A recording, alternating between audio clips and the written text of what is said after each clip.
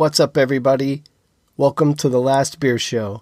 My name is Wayne Pelletier, and today Jason Dominy and I are going to talk about beer. This is episode 1.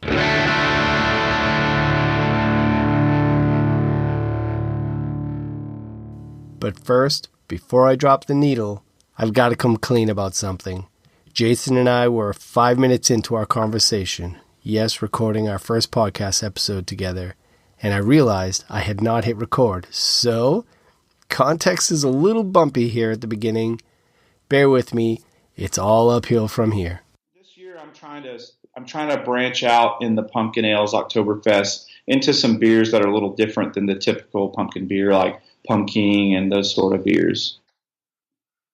Right. Yeah, it's just the fall doesn't get enough credit for being such a great season for beer. Because I think a lot of people, I don't know what's happened culturally over time. It's like people have gotten tired of the pumpkin beer or the Oktoberfests, and I don't understand it. Like, some of these are just some of the freshest and coolest beers, period. Yeah, and honestly, I think it gives brewers an opportunity to try a bunch of new things. So I think it's great all around. I mean, there are definitely people who hate and despise pumpkin beers and would rather drain them, but I mean, I think that it's giving, October and fall and pumpkins and all that stuff gives brewers opportunities to kind of create some fun things in the off season that aren't necessarily IPAs and that aren't, sweet and juicy tropical saisons and things like that. So yeah, I agree. What's the one you're drinking today again? The one I'm drinking today is Heavy Seas Greater Pumpkin. And this is actually one of the best pumpkin ales out there. It's not overly sweet. It's very caramelly. You get a lot of sweet caramel. You get the hints of cinnamon and allspice, but it's more like a dessert, almost like flan. And the way that they describe it is a coppery ale with forward notes of vanilla oak and flavors of autumnal spice. It's a hard word to say. And that says brewed with actual pumpkin and imported English malts. And this beer sits around 10%, so it's a doozy. But it's aged for 3 years, and honestly, I think this beer might be a little bit better 3 years later. I think that it mellows out a little bit. I think it becomes a little bit more congruent with the whole. And I like this beer a lot. It's aged in bourbon barrels, and I don't really get a lot of the bourbon barrel in it per se. I know that last night we had Even the Furies Wept from Orpheus, which is aged in wine barrels, and it's a super fresh bottle, and all you could really taste was wine barrels. So I think that the 3 years has actually done a really good job on this Greater Pumpkin in terms of mellowing things out and balancing out the beer.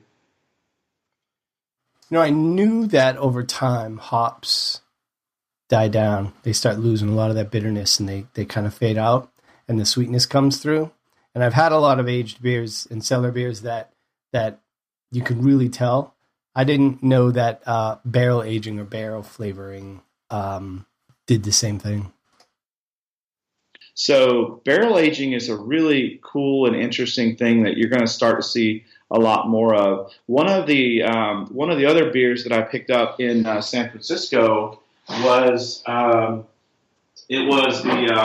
this beer, which is a really cool beer. This beer is modern times. It's called City of the Dead, and I've had some of theirs.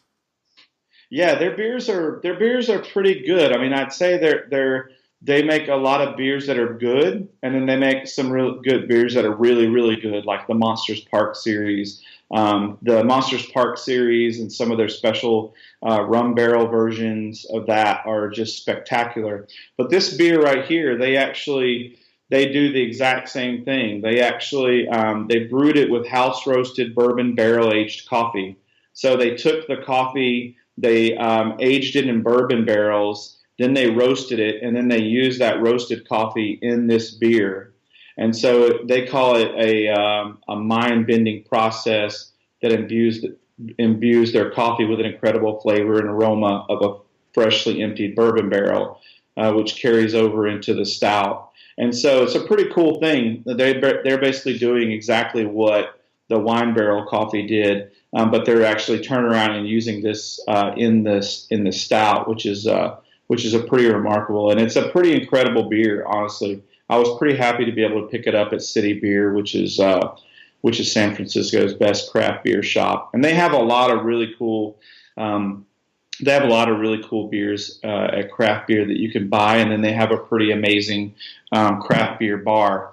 As a matter of fact, while I was at the bar, I was just looking at the bottle list for things that I could drink while I was there, and they had Cantillon Lou Pepe, they had Cantillon Fufun, they had Perennials, Sump Coffee Stout, they had just tons of Firestone Walker, they had the most amazing Cellared beers for purchase and drink. I ended up.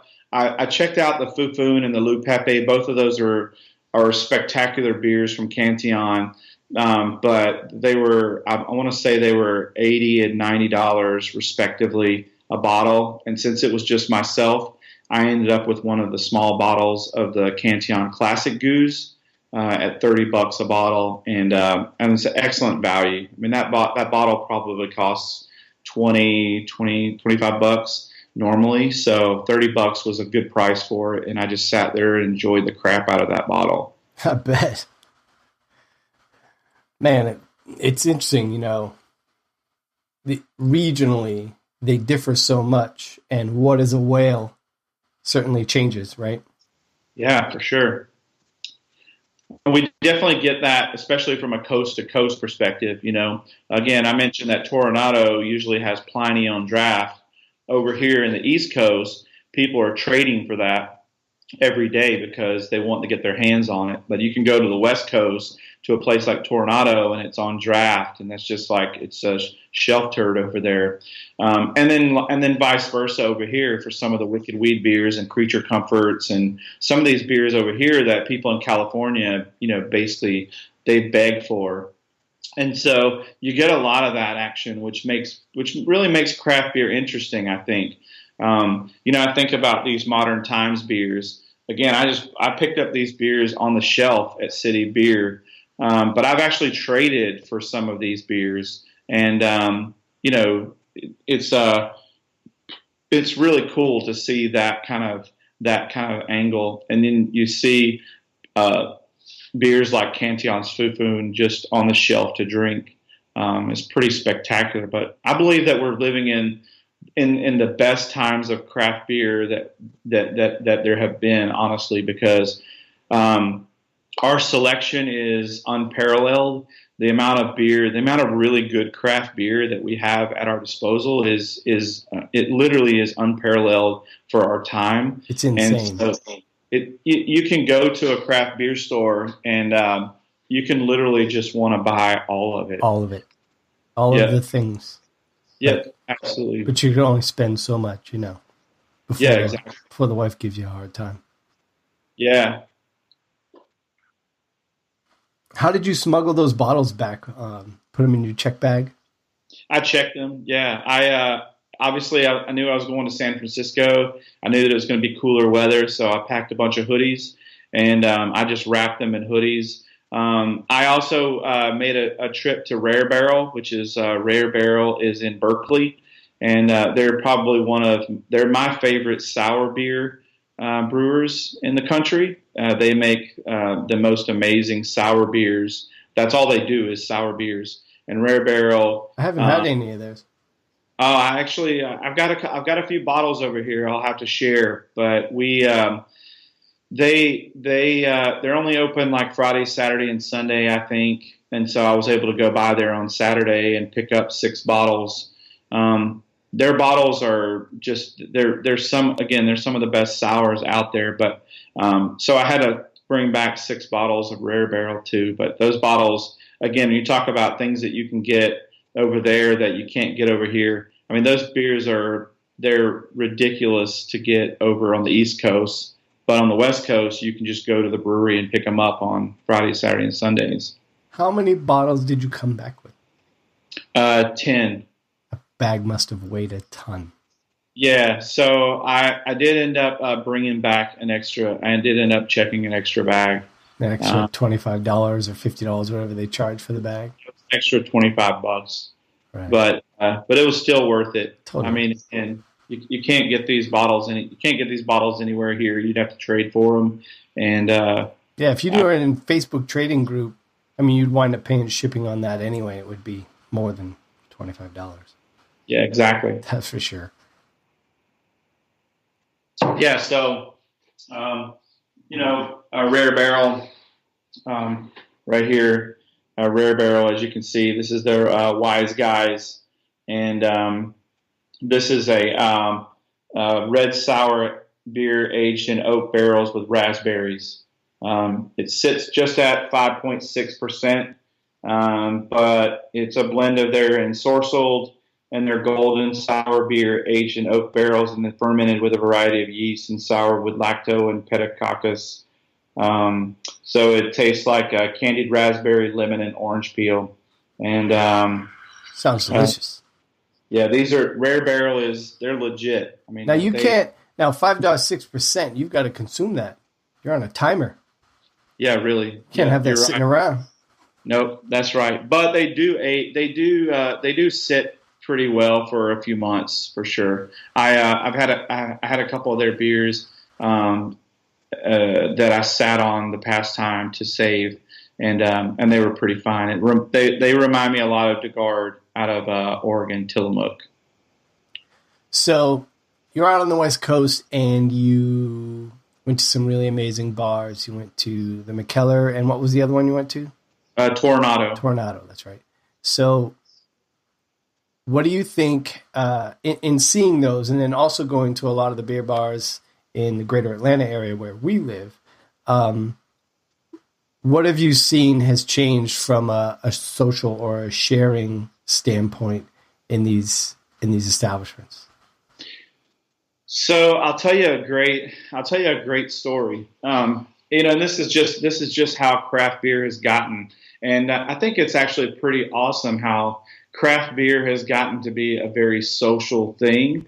Beer in history, obviously, in the history of beer, it's been a very social thing. Beers, bars have been a very social place where people gathered and had conversations, and right. You think about people like C.S. Lewis, and a lot of those old writers and stuff would just sit at a bar and a pub and kind of like do their thing.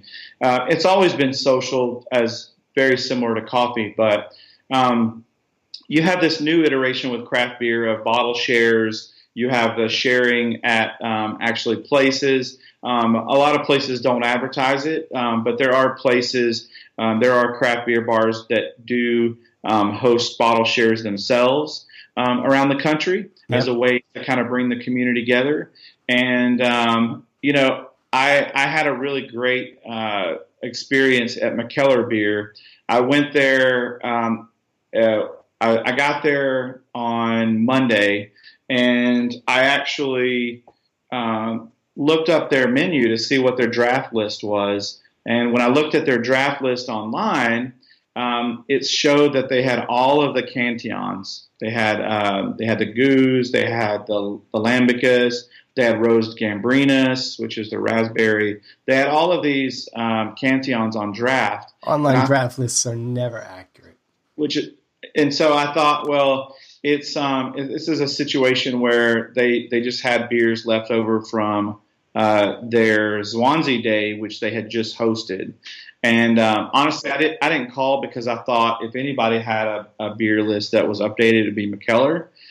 Even though, like you said, very seldom do those folks update those lists. So I headed straight to McKellar, and I got done with my work and I headed straight to McKellar. Didn't pass go or collect any money, and I got there and I looked at the list, and it was it was kind of interesting. They didn't have any of the Cantillons. They did have some fun beers there, and I got some fun beers from Perennial and Fieldwork and from Cellar Maker. But again, I was kind of disappointed that they didn't have the Cantillons, and I was, I've been talking to one of the guys there. We were talking about beers and stuff, and he overheard that I was there in town for Dreamforce, and he asked me about, kind of what else I was doing in terms of beers there, and I mentioned that I was going to I was actually headed from there to Toronto to meet a friend of mine, Right. and he was like, "Oh yeah, he's told me what to recommend." And I told him that I went there for the Cantillons, and he said, "Oh man," he said, "I'm really sorry." He was genuinely apologetic. He said, I hadn't had a chance to update the beer list yet, and sorry that you came all the way here for that." And I said, "It's no big deal." And he said, "Do you have a few minutes?" And I said, "Yeah." And he said, he said, "Come here." And I canceled my Uber and went inside. And he said, "We have just a little bit of the Cantillon Swansea Day left, and I want to give you some." And Nice. this is literally one of the rarest beers in the world. And definitely, I believe that if they had any of that Swansea Day, McKellar, San Francisco, they were the only bar in the country that had it, because the Swansea Day event happens, they serve all the beer, they're done, and it moves on until the next year. Right, it's gone. And so it definitely was one of the rarest beers in the country at that point. And he gave me a glass of it to share, and he said, "Cheers." And man, that's the culture that we're in with craft beer. We're in a culture where people are far more apt to buy these really crazy beers just for the sake of sharing them, and have opportunities to share them than anything else. And I find that almost all of the really big beers that I trade for them just so that I can share them with friends. Yeah, you do a lot of sharing. It's pretty amazing. I've been a couple of those beer events at your place, the Craft Beer 101, and then there was another one, was a stout tasting. Yep, that was Stout-fest. So we did a Stout-fest last year. We actually ended up doing 3 of them. We did the first one. We had 50 stouts. And then what happened was other people brought stouts as well. And then after the first one, we had about 30 left over. So we said, okay, we're going to do a Stout-fest part 2.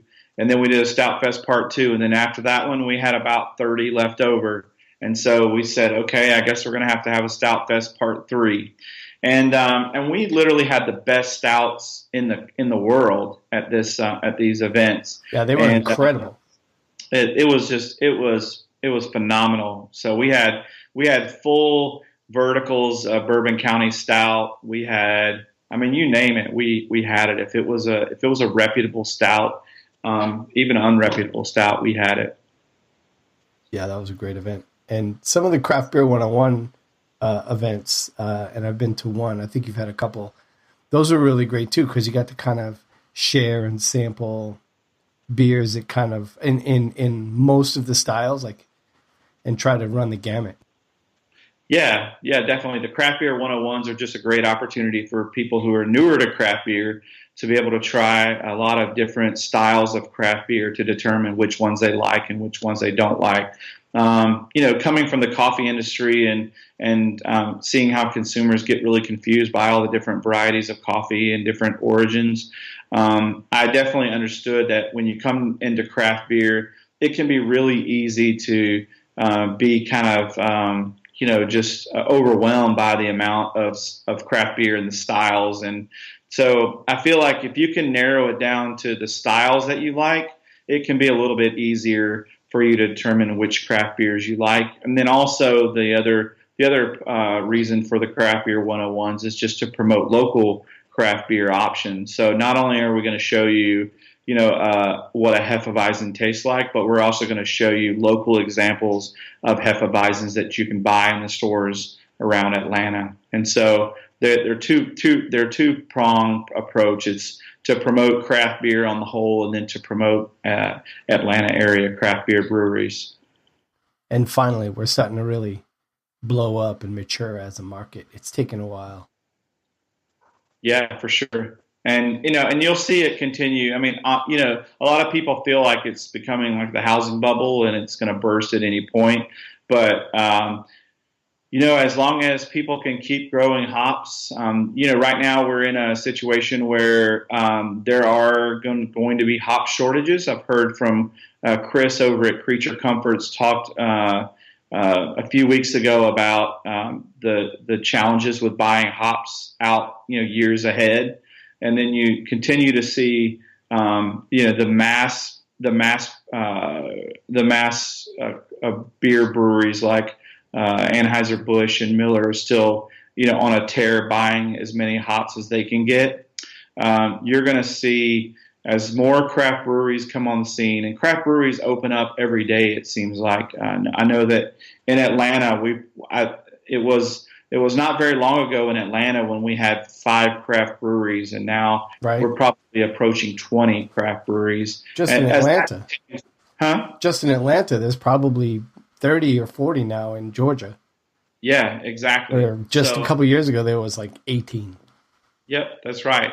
So as that continues to happen, you're going to see hop supplies kind of stretched to where they are. And if there's any kind of bubble at all, it's more in line with the hops and buying hops and those sort of things. But I think it's going to follow the track of yeast and yeast strains and the way breweries have their own yeast labs and they mature their own yeast, flavors and their own yeast strains in order to kind of control that portion of the flavor profile.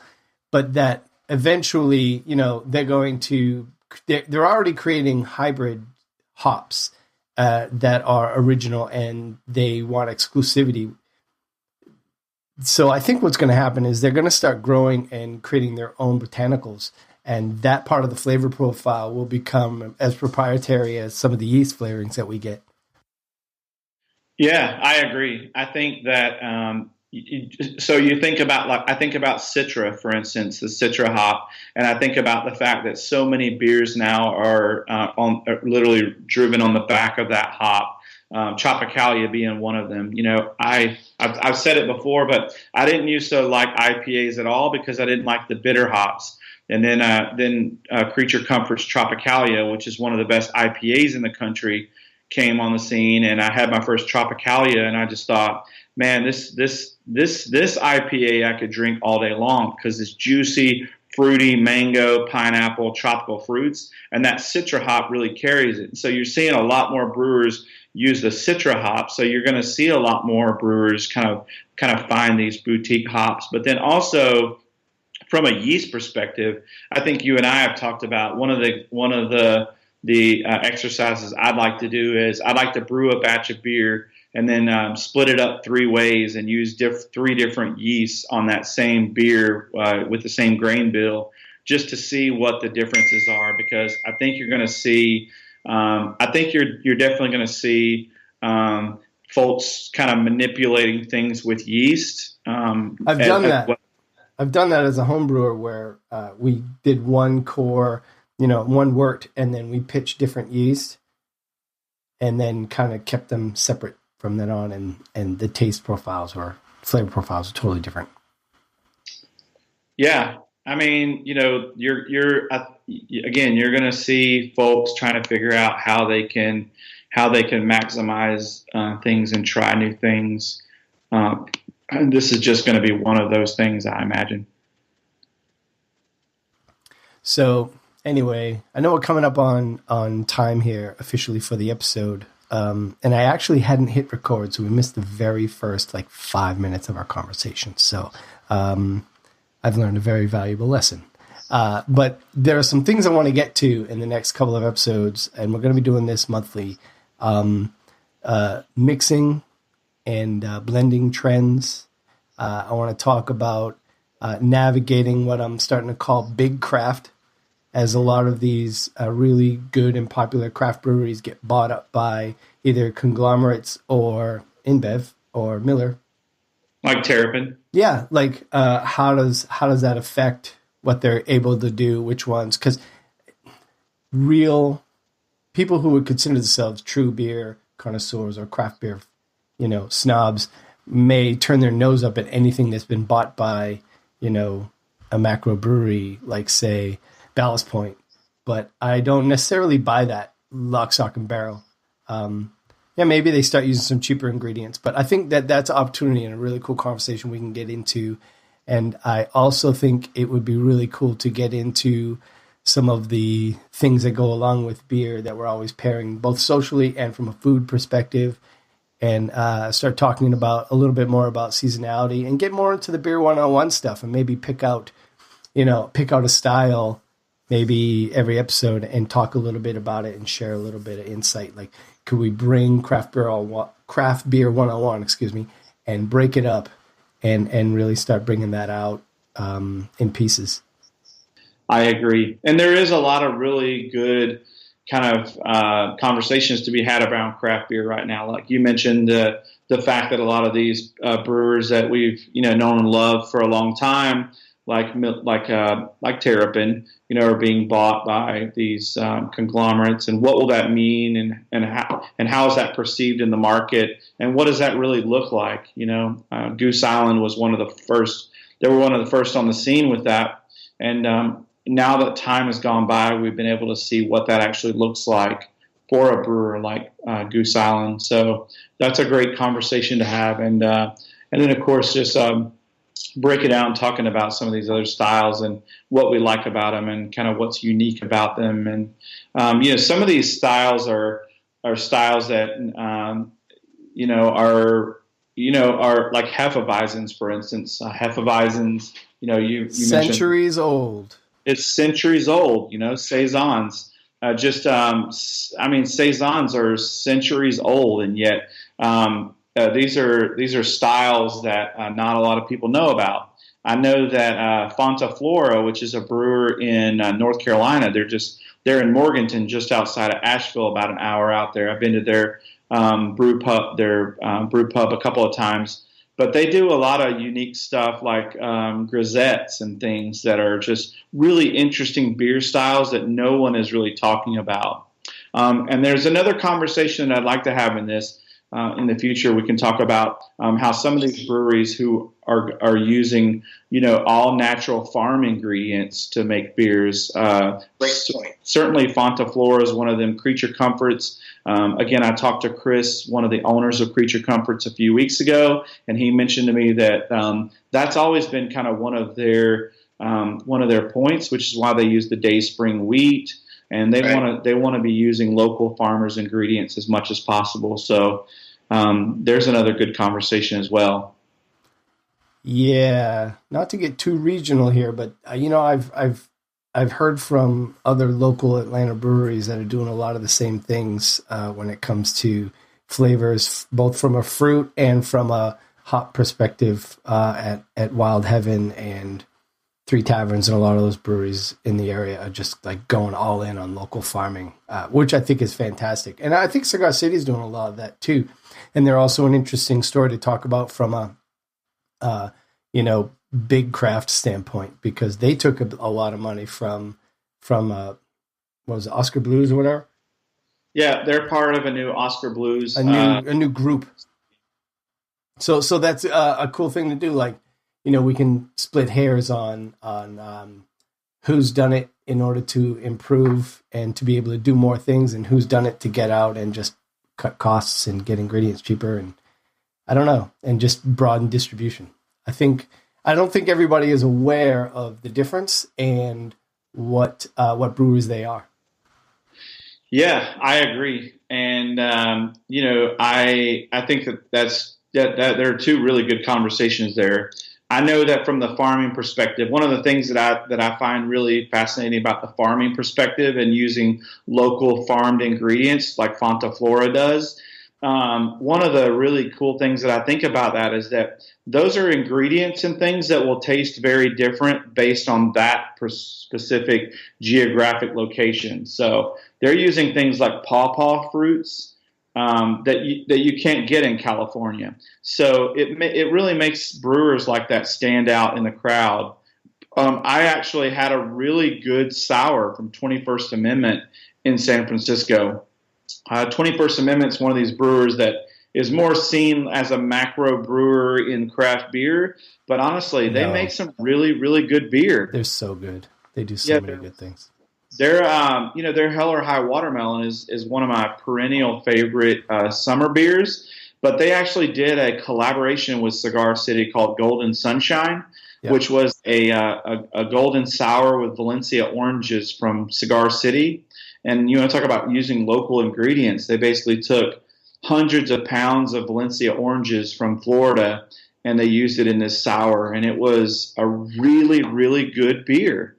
So I think that in terms of differentiating yourself in the market, using local farmed ingredients that are very location specific to you, it actually gives brewers an advantage because, again, you don't get a lot of those varieties in other places in the country. Dude, we have so much cool craft to talk about. Yeah, this is going to be a fun podcast. I think so. All right, so let's stick a fork in this one. And I'll send you a few things, and we'll pontificate on what to cover in the next one. Just a few weeks away. Yeah, that sounds great. I'm excited. Cool, dude. Yep. Well, thanks, everybody. No, seriously. Thanks again for listening. You guys can find us all over the socials. Jason is on Instagram @DominiImbibes and on Twitter @JasonDomini. I'm in the Untapped app. Search my name, Wayne Pelletier, and on Twitter @Wayne Pelletier. Also, big ups to the gang at ABV Network. We're really excited to be part of this new network. Be sure to check it out. The Bourbon Show is absolutely on fire. Seth, Steve, and Evan are killing it over there. The show is even better if you're a bourbon drinker. Lastly, we ask that you please consume responsibly. Do not drink and drive.